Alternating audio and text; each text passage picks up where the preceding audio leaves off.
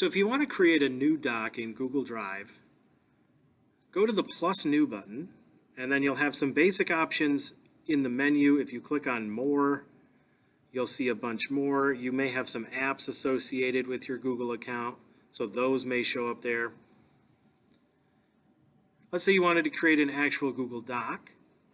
You can either create a blank Google Doc, or you can choose from a template. If you click on from a template, you'll get a bunch of different templates that you can use. There are some templates that may be for MSD of Boone Township. Otherwise, there's some templates that are just available for general use.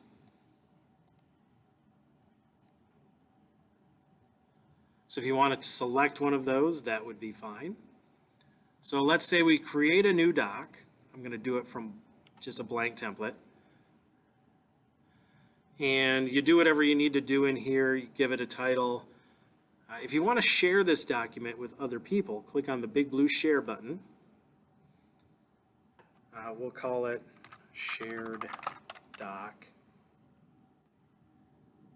And you can type in people who may be in your contact lists to add them specifically to the doc.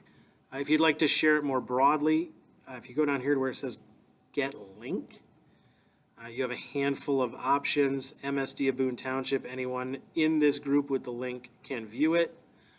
Or you can restrict it, or you can make it available to anyone with the link. Depending on what you want them to do, you can classify people who get this link as viewers of the document, commenters on the document, which means they will be able to add comments at different points on the side, or you can give them straight edit access, which will allow them to change the contents of the document themselves. That depends on what you want them to be able to do with it.